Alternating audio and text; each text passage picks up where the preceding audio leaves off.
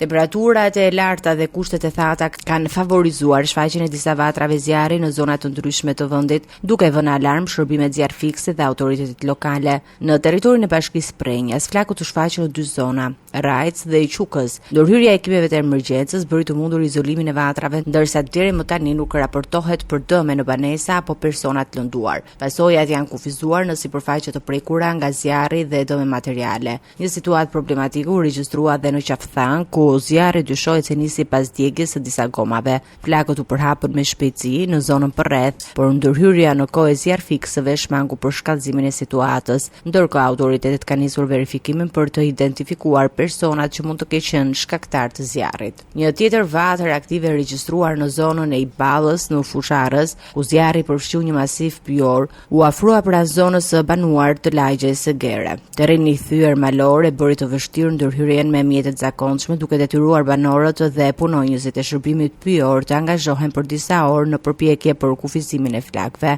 Për shkak të përmasave të zjarrit dhe vështirësisë së terrenit, në operacion u përfshi dhe një helikopter i Ministrisë së Mbrojtjes, i cili ndihmoi në goditjen e vatrave të zjarrit nga ajri. Dyshimet paraprake janë se zjarri në zonën pyjore të Fusharësit mund të jetë shkaktuar qëllimisht, ndërsa hekimet vijojnë për të zbuluar përgjegjësit.